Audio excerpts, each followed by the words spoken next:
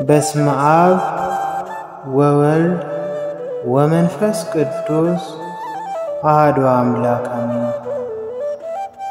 በመጀመሪያ በክርስቶስ ክርስቶሳውያን በወልድ ወልዳነ እግዚአብሔር በመንፈስ ቅዱስ መንፈሳውያን የተሰኛችሁ የልዑል እግዚአብሔር ቤተሰቦች የእናታችን የቅድስት ድንግል ማርያም የአስራት የአደራ ልጆች በወደደንና ባፈቀረን እስከ ሞት ድረስ በታመነልን በአምላካችን በመድኃኒታችን በኢየሱስ ክርስቶስ ፍጹም ሰላምታ ቃል ሰላም እላችኋለሁ።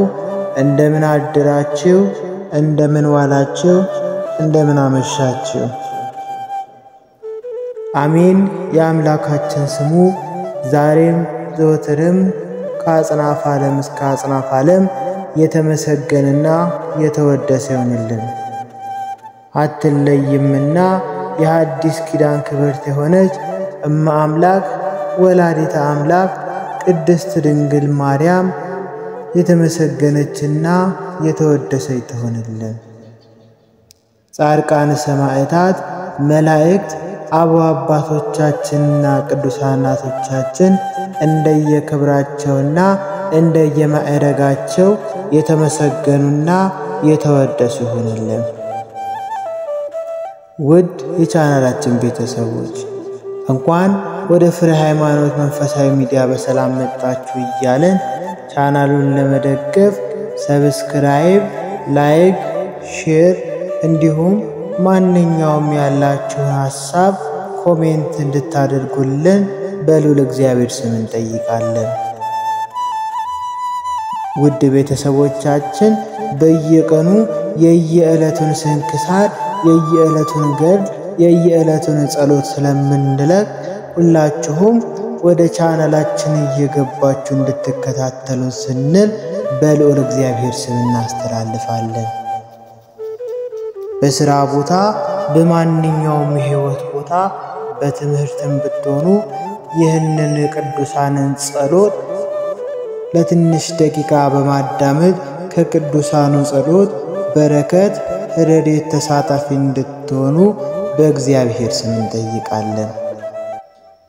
ሰኔ 23 የሚነበብ ስንክሳር።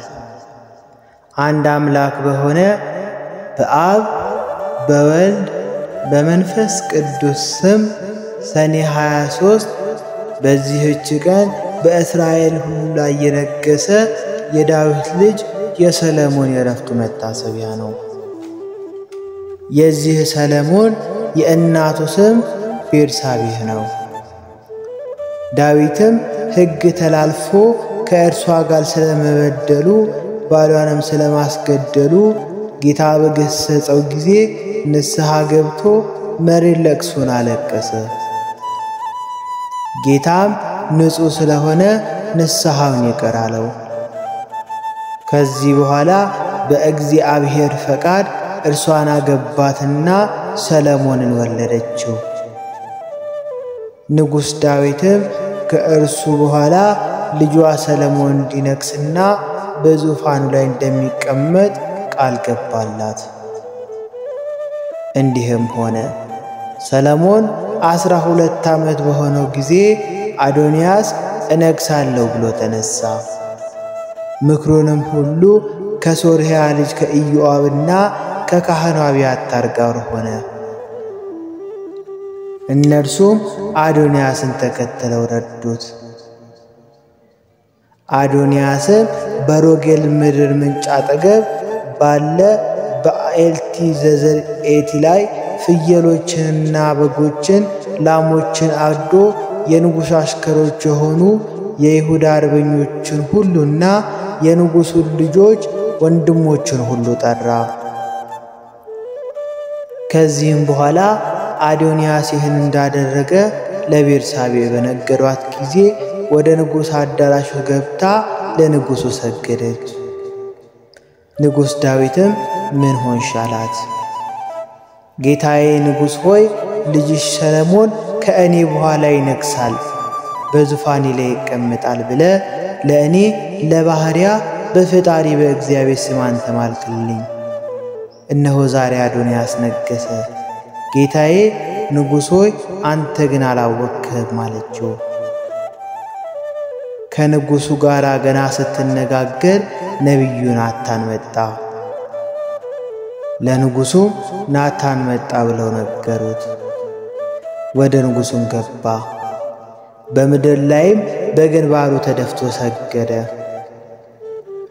ነቢዩ ናታንም ከእኔ ቀጥሎ አዶንያስ ይንገስ፣ በዙፋኔም ላይ ይቀመጥ ያልክ አንተ ነህን? ዛሬ ወርዶ በጎችንና ብዙ ፍየሎችን አርዶ የሰራዊት አለቆችንና የንጉሥ አሽከሮችን ሁሉ ካህኑ አብያታርንም ጠርቷልና በፊቱ ይበላሉ ይጠጣሉ። አዶንያስ 1000 ዓመት ያንግስ ይሉታል አለው። ዳዊትም መልሶ ቤርሳቤህን ጥሯት አለ። ጠሯት። ገብታም በንጉሡ ፊት ቆመች። በእግዚአብሔር ፊት እንደማልኩልሽ አሁንም በዚህች ቀን እንደዚሁ እንዳደርግ ሰውነቴን ከመከራ ሁሉ ያዳናት የእስራኤል አምላክ እግዚአብሔር ሕያው ነው ብሎ ማለ። ቤርሳቤህም አንገቷን ደፍታ በግንባሯ በመሬት ወድቃ ለንጉሡ ሰገደች። ጌታዬ ንጉሥ ዳዊት ለዘላለም ይኑር አለች። ንጉሥ ዳዊትም የዮዳሄ ልጅ ብንያስንና ካህኑ ሳዶቅን ነቢዩ ናታንን ግዳዝማቹንና ቀያዝባቹን ጥሩልኝ አለ። ንጉሡም ከእናንተ ጋር የጌታችሁ አስከሮች ይዛችሁ ልጄ ሰለሞንን በበቅሎ ላይ አስቀምጣችሁ ወደ ግዮን አውርዱት። በዚያም ነቢዩ ናታንና ካህኑ ሳዶቅ ቀብታችሁ በእስራኤል ላይ አንግሱት አላቸው። ቀንደ መለከት ንፉ፣ ሰለሞን 1000 ዓመት ያንግስህ በሉ። ተከትላችሁትም ውጡ። ገብቶም በዙፋኔ ላይ ይቀመጥ። እርሱም ስለ እኔ ፋንታ ይንገስ። በሁለቱ ነገድና በ10 ነገድ ይነግስ ዘንድ እኔ አዝዣለሁ። ካህኑ ሳዶቅም ከድንኳኑ ቀርነ ቅብዑን ይዞ ሰለሞንን ቀባው። ቀንደ መለከትም ነፋ። ሕዝቡ ሁሉ ሰለሞን 1000 ዓመት ያንግስህ አሉ። ሕዝቡ ሁሉ ተከትለውት ወጡ። ከበሮ መቱ፣ ታላቅ ደስታንም አደረጉ። ከድምፃቸው የተነሳ ምድሪቱ ተናወጸች። ሰለሞንም በመንግሥት ዙፋን ተቀመጠ። የንጉሡንም አሽከሮች ጌታቸውን ንጉሡ ዳዊትን ሊያመሰግኑ ገቡ። እግዚአብሔር የሰለሞንን ስም ከስም ይልቅ መልካም አድርገው፣ ዙፋንንም ከዙፋን ይልቅ የበለጠ ያድርገው አሉት። ንጉሡም በአልጋ ላይ ሆኖ ሰገደ፣ እንዲህም አለ። ዓይኖቼ ሲያዩ በዙፋኔ ላይ የሚቀመጥ ልጅን ለእኔ ለባሪያው የሰጠ የእስራኤል ፈጣሪ እግዚአብሔር ይክበር ይመስገን አለ። ዳዊትም የሚሞትበት ወራት በደረሰ ጊዜ ልጁ ሰለሞንን እንዲህ ሲል አዘዘው። እኔ ሰው ሁሉ በሚሄድበት በሞት ጎዳና ሄዳለሁ፣ አንተ ግን ጽና፣ ብልህ ሰው ሁን። በሕጉ ጸንተህ ትኖር ዘንድ የፈጣሪ የእግዚአብሔርን ትእዛዙን ጠብቅ። እኔ እንዳዘዝኩ እንዴት እንደምታደርግ ታውቅ ዘንድ በሙሴ ሕግ የተጻፈውን ትእዛዙንና ሕጉን ፍርዱንም ጠብቅ።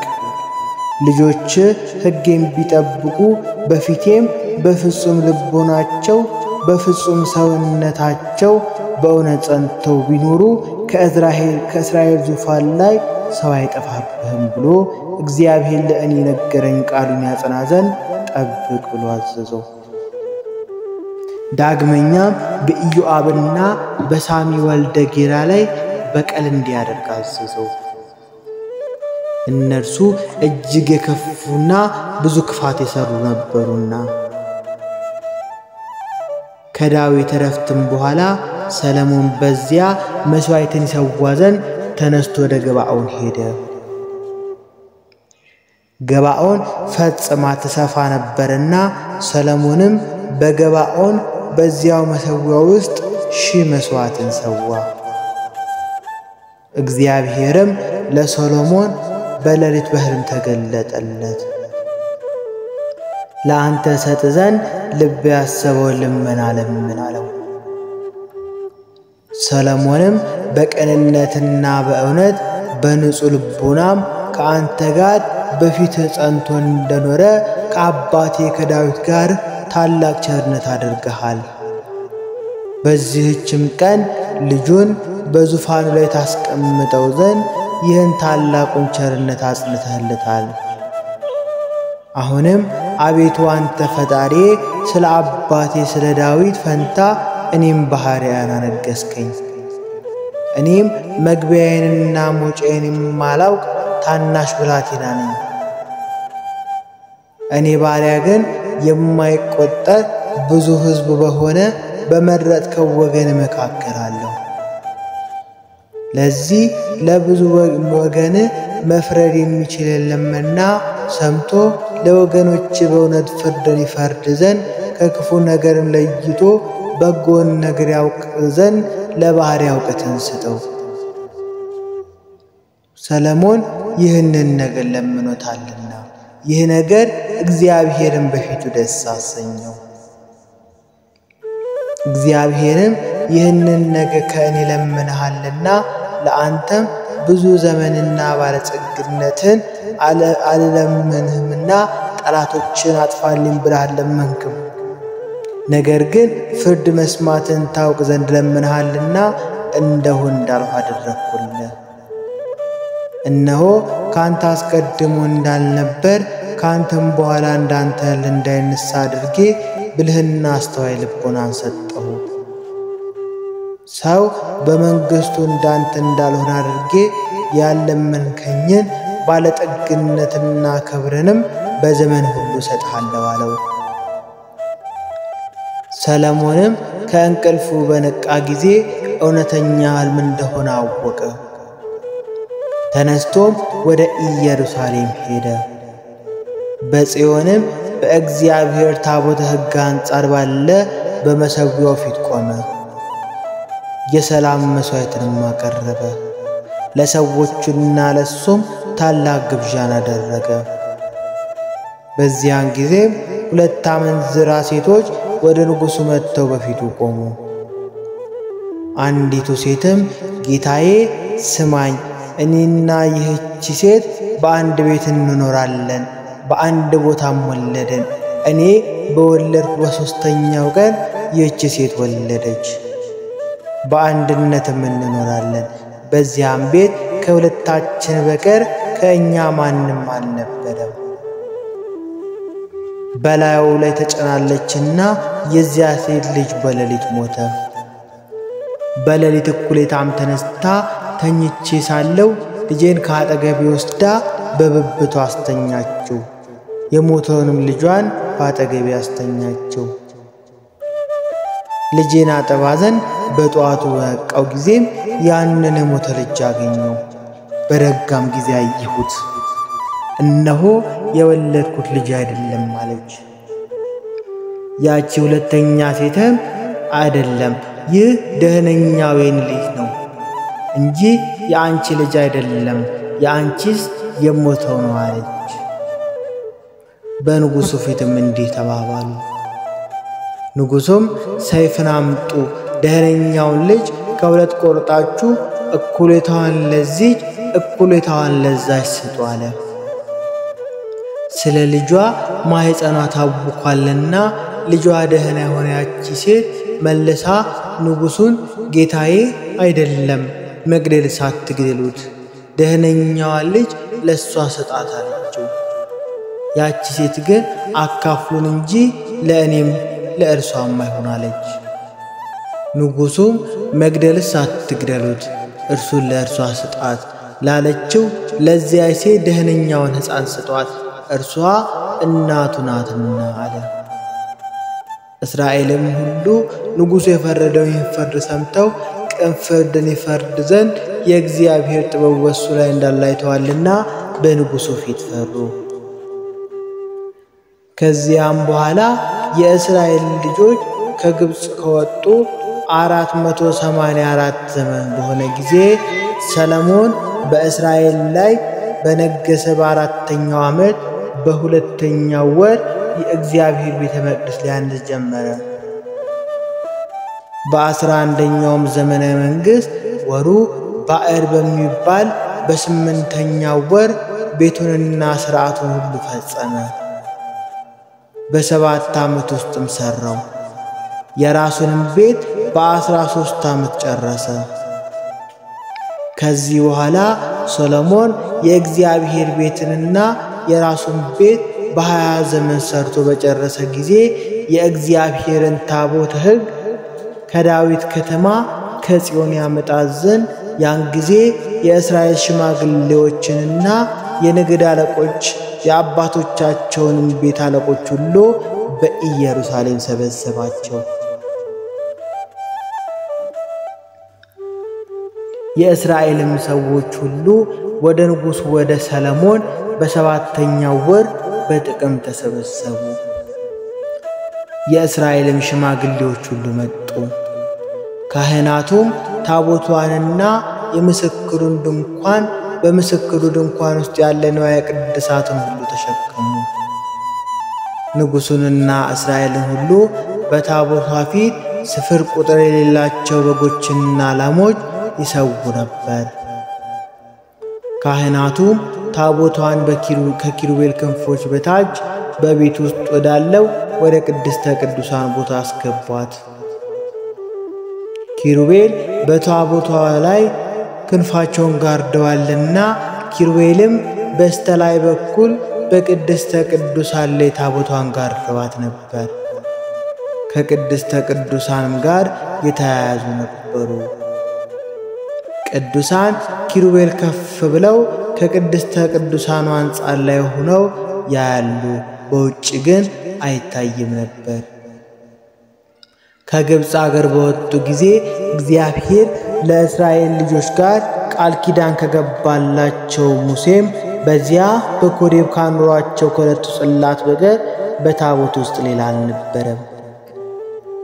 ከዚህ በኋላ ካህናቱ ከቤተ መቅደስ በወጡ ጊዜ ቤተ መቅደሱ ሁሉ ብርሃን መላው።